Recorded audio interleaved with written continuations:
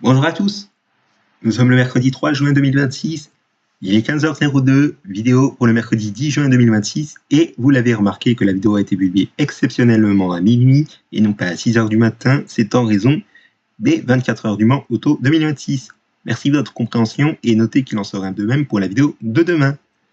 Donc aujourd'hui c'est la 82e archive de MotoGP avec le Grand Prix de France Moto 2003.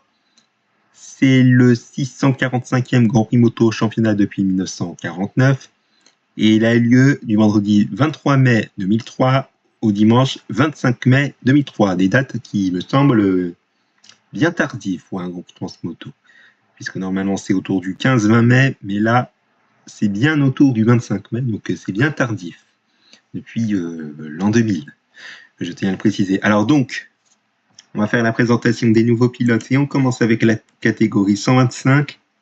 Nous avons William Gauthier et Alexis Mabou. Alors, il a roulé sur son Grand Prix à domicile en 2003 et en 2004. Et vous voyez qu'il a roulé à part entière de 2005 à 2016. 2016 où ça sera uniquement sur la première partie, puisqu'après on ne le verra plus du tout compte tenu de ses résultats très faibles. Et d'autant plus que il aura bien fait de ne pas rouler à la seconde partie du championnat 2016, puisque la limite d'âge en 125 et Moto 3 est de 28 ans. Il a commencé le championnat Moto 3 2016 malgré qu'il ait 28 ans et qu'il ait dépassé les 28 ans après, dès le Grand Prix de Catalogne. Et donc, voilà quoi. Et c'est donc les deux seuls nouveaux pilotes. Alors, j'avais dit cela dans un précédent tournage, mais malheureusement la vidéo s'est coupée, donc je vous prie de m'en excuser pour la gêne occasionnée. Et sachez que Alexis Mabou, à la veille où je tourne cette vidéo, puisque à la vidéo où je tourne, nous sommes le mercredi 3 juin 2026, comme je vous l'ai dit. Sachez qu'hier, mardi 2 juin 2026, c'était son anniversaire et il avait fêté ses 39 ans. Donc voilà, pour ce qui est de cette information qui est assez intéressante. Alors vous allez dire en commentaire, est-ce que je vais mettre sa position sur toute séance chrono dans le commentaire épinglé à partir du championnat 2005, puisque 2005 c'est l'année où on roule à part entière? Et bien malheureusement, non, malheureusement. Donc je vous prie de m'excuser pour la gêne occasionnée. Je vais vous dire les wildcards et les remplaçants. Alors en plus de ces deux nouveaux pilotes, nous avons trois autres wildcards, Jimmy Petit, Xavier Guérin et Grégory Lefort. Nous n'avons pas de remplaçants, donc on va passer au résultat de la première séance d'essai libre. Et je vous rappelle que vous allez retrouver dans le commentaire épinglé les positions des 9 géants de la moto de l'actualité 125, puisque pour ce qui est de l'actualité de 250 et de la 4 MotoGP, je vais le dire à l'oral. Alors, dans le commentaire épinglé, vous retrouvez dans les positions des pilotes des séances chrono, mais également en course, de Dani Pedrosa, de Andrea Dovizioso, Jorge Lorenzo, Tom Luthi, Marco Simoncelli, Casey Stoner, Alvaro Bautista, Simone Corsi et Mac Di Miglio. Donc voilà, je vous laisse regarder les résultats de la première séance d'essai libre en pause, bien évidemment.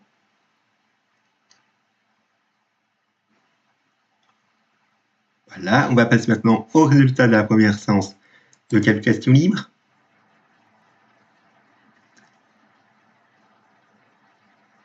On va passer maintenant au résultat de la deuxième séance d'essai libre, avec maintenant une météo qui va s'annoncer bien perturbée.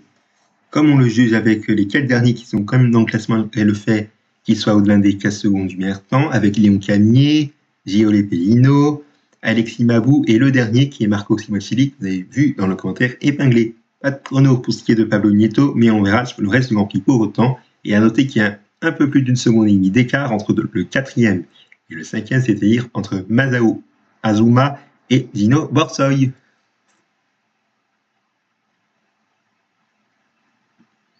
Voilà, on va passer aux résultats de la deuxième séance de qualification libre, avec 25 pilotes qui sont dans le classement et les 13 autres n'y sont pas, mais on verra quand même ces pilotes pour la course. Alors il y a Imroto, Roberto Locatelli, Grégory Lefort, Marco Simoncelli, que vous l'avez vu dans le commentaire épinglé, Pablo Neto, Alexis Mabou, Giole Pellino, Max Sabatani, Lucio Ciacchiniello, Arnaud Vincent, Simone Corsi, que vous avez vu là aussi dans le commentaire épinglé, Gino Borsoy, et là aussi vous l'avez vu dans le commentaire épinglé en plus de Marco Simoncelli, Simone Corsi, Casey Stoner, qui est le dernier et qui est le pilote qui a le moins roulé sur cette deuxième séance de qualification libre. Donc voilà, je vais vous laisser exceptionnellement 10 secondes pour regarder les résultats en faisant pause.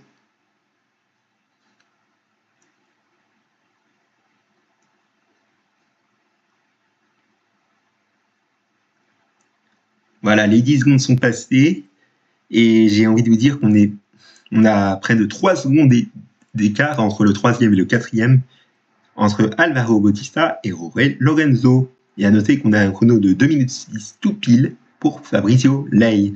Mais bon, on va passer au résultat du warm-up si vous voulez bien. Et une nouvelle fois, nous avons des pilotes au-delà des 15 secondes du temps qui sont quand même classés, avec Marco Simoncelli, Léon Camier, Xavier Guérin, Jorge Lorenzo et Jimmy Petit.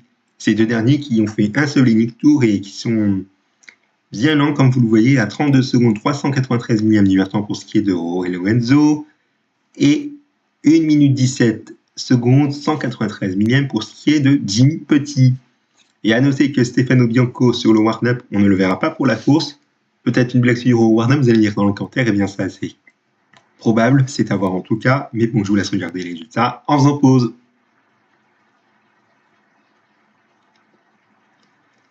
Allez, on va passer à la course. Nous avons 25 pilotes qui ont franchi le drapeau à damier et nous avons 3 abandons dans le premier tour auxquels s'ajoutent, on va partir de 3, 5, 7, 9, 11, 12. 12 abandons et 25 pilotes qui ont franchi le drapeau à damier. Et évidemment, que vous l'avez vu dans le commentaire épinglé, j'ai bien mis AB, ce qui signifie abandon pour Jorge Lorenzo, Marco Simoncelli et Álvaro Bautista. Donc voilà pour ce qui est de cette information. Voici le détail des abandons. Vous voyez que la raison de l'abandon de Jorge Lorenzo est liée à une chute, tout comme Álvaro Bautista, et un simple abandon pour ce qui est de Marco Simoncelli, passage à la voie descente, peut-être lié à un problème technique ou qu'il soit bien loin sur la course. Mais bon, c'est à voir en tout cas. Je vous laisse regarder le détail des abandons en faisant pause. Voilà, on va passer maintenant à la catégorie 250. Alors, avant de montrer les résultats de la première séance d'essai, je vais vous dire les nouveaux pilotes, bien évidemment. Alors, nous avons un seul nouveau pilote, il s'agit de Vincent Essen. Malheureusement, je n'ai pas d'informations sur lui. Essen, qui s'écrit E-I-S-E-N. Donc voilà pour ce qui est de son nom de famille assez étonnant. Et je vais vous dire les wildcards et les remplaçants. Et bien, en plus de ce nouveau pilote qui est Vincent Essen, on a une autre wildcard qui est Samuel Aubry. Nous n'avons pas de remplaçant. Donc on va passer aux résultats de la première séance d'essai. Je vais vous dire la position de Randy de Pugnier sur les séances chrono. Eh bien, ça démarre très bien pour Randy de Pugnier sur cette première séance d'essai. Il fait le meilleur temps en 1 minute 40 secondes, 186 millième. Et que 5 millièmes derrière, il faut noter qu'il y avait Sébastien Porto, l'Argentin. Voilà, on va passer aux résultats de la première séance de qualification libre. Alors, nous avons Randy de Pugnier qui est troisième, il n'y a pas de problème. Et nous avons deux pilotes qui ne sont pas dans le classement pour pas grand-chose, Vincent Essen et Katja Poisgen. Voilà, il faut noter que ça risque d'être compliqué pour Vincent Essen et Katja Poisgen si les deux pilotes ne sont pas dans le classement pour pas grand-chose pour la journée du samedi, si la météo a été mauvaise. Comme on le juge avec la deuxième séance d'essai libre, et là, pour ce qui est de la position de Randy de Pugnier, il n'y a pas de problème, malgré la pluie. Il est sixième. Et le dernier, qui est Samuel Aubry, vous le voyez qu'il est quand même classé, mais le fait qu'il soit au-delà des 15 secondes du temps, 18 secondes, 602 millièmes, exactement.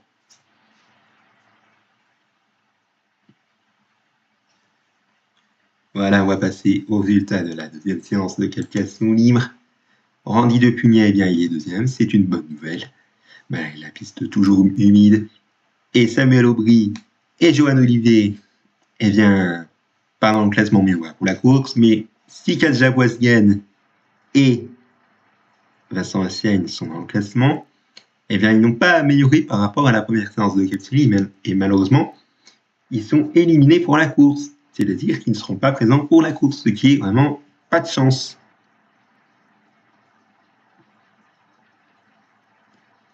Et avant de passer à la course, il y a bien évidemment le warm-up.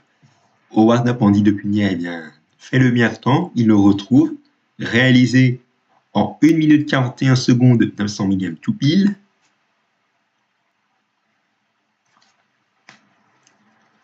On passe à la course. Nous avons 20 pilotes qui ont franchi le drapeau à damier et 5 à abandon. Et Randy Depugnet franchit le drapeau à damier à la 2e position. On n'y est pas encore pour Randy Depugnet sur la victoire, mais ça devrait pas tarder. Je ne sais pas s'il était... Il a été bien... Enfin, s'il a fait un bon départ, mais c'est d'avoir. En tout cas, je vais vérifier cela tout à l'heure. Mais en tout cas, voilà. Pas encore de victoire pour Randy Depugnet. Ça va pas tarder. Peut-être pour la semaine prochaine. Enfin, pour les archives de la semaine prochaine. Mais bon, je vous laisse regarder le nom des 20 pilotes qui ont franchi le drapeau à damier et des 5 abandons en faisant pause.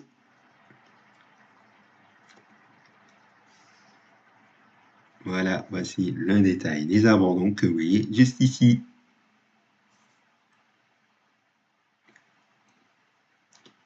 Et pour finir, on va passer à la catégorie MotoGP.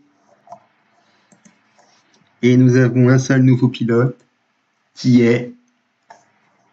Alors, je ne sais pas si je le prononce mal, mais bon, je m'excuse pour la prononciation. C'est Ryushi Kiyonari.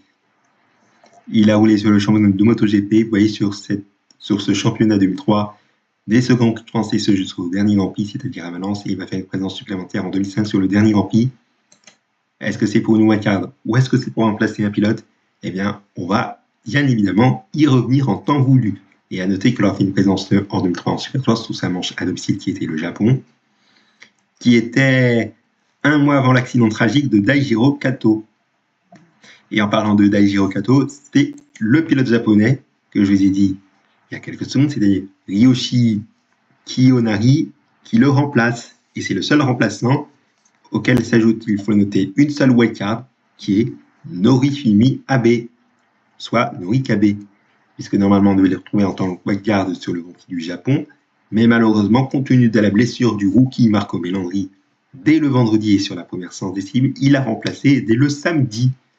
Donc voilà pour ce qui est de cette petite information rappel. Alors juste avant de montrer les résultats de la première séance des cibles, je vais vous dire une information qui est très importante.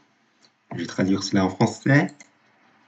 La course MotoGP a été interrompue 15 tours après la pluie. La course a repris pendant 13 tours. La grille de départ a été déterminée par l'ordre de l'arrivée de la première partie, c'est-à-dire après les 15 premiers tours. Et donc, il faut savoir que ça change si la course reprend pour une seconde partie. Eh bien, sachez que ça sera les résultats de la seconde partie qui déterminaient le résultat final. Ce n'est plus les résultats additionnés entre la première partie et la deuxième partie de la course qui a interruption.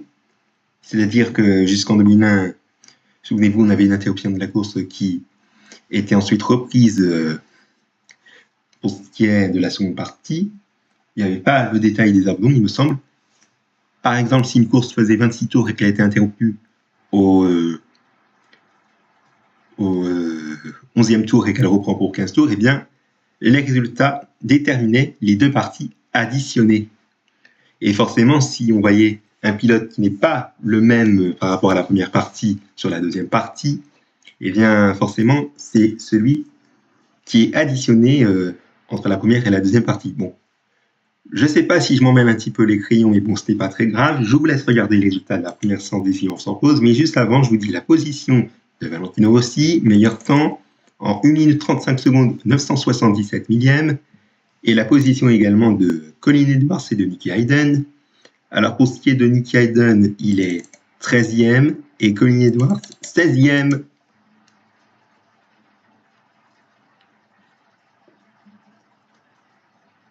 Voilà, on va passer aux résultats de la première séance de Captain Slim. Donc voici les résultats. Une nouvelle fois le meilleur temps pour Valentino Rossi, parfait pour un bon vendredi, réalisé en 1 minute 35 secondes 208 millièmes. Nous avons Nicky Hayden qui est 13e et Valentino Rossi, Colin Edwards pardon, qui est 19e. On va passer aux résultats de la deuxième séance d'essai libre. Valentino Rossi 4e. Ah, je me suis trompé, voilà. Nicky Hayden 6e. Et Colin Edwards, il est 22e, soit avant-dernier.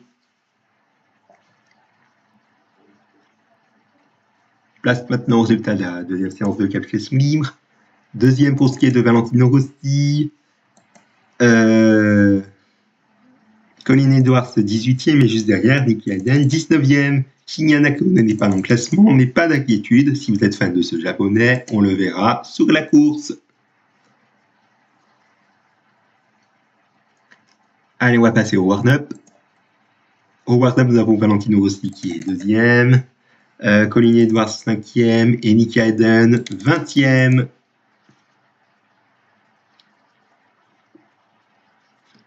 Voilà, on va passer au résultat de la course. Eh bien, Valentino Rossi, sur la première partie de la course, après les 15 premiers tours avant le drapeau rouge, eh bien, il était en tête. Quant à Colin Edwards, il est 13e. Et Nicky Hayden, 15e.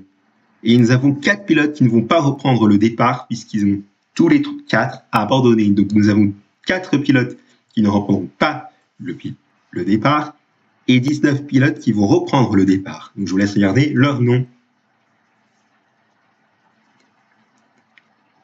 Et sachez qu'il y a le détail des abandons. Dorénavant, comme vous pouvez le constater juste ici, vous voyez que la course a été interrompue à 14h, 27 minutes, 35 secondes, et qu'à 14h30 tout pile, on a une heure de départ indiquée qui est 14h50, heure de la réouverture de la pit lane.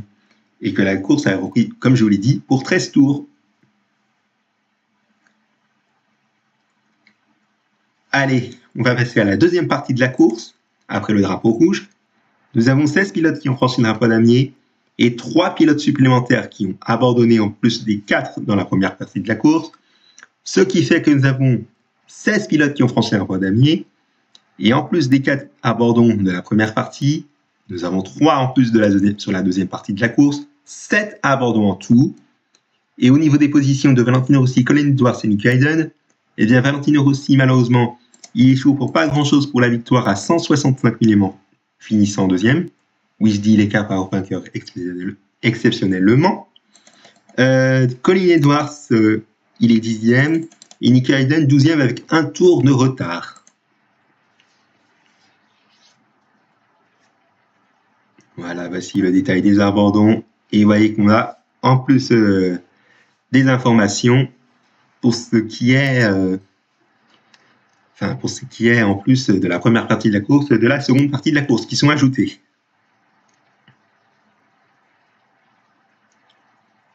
Voilà, et sachez que la seconde partie de la course a commencé à 14h54 minutes 12 secondes et que le nouveau tour de chauffe a été donné à 14h48 minutes 22 secondes et que la pit lane a été ouverte à 14h35 secondes tout pile. Je ne sais pas si je suis une erreur par rapport à ce que j'ai dit à la première partie, mais bon, ce n'est pas très grave. Je vous laisse regarder le détail des abandons. Je propose que ça soit la première partie.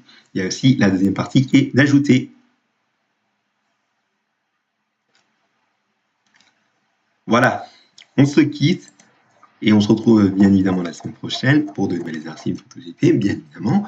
On se donne rendez-vous lundi pour le Grand Prix d'Italie 2003 et mercredi prochain le Grand Prix de Catalogne 2003. Et attention, pour ce qui est du Grand Prix de Catalogne 2003, la vidéo sera tournée non pas le mercredi 10 juin 2026, mais le mardi 9 juin 2026 exceptionnellement. Merci pour votre attention, excellente journée à tous et à bientôt sur la chaîne YouTube d'Arthur72 Le Diable et de ses archives bien évidemment.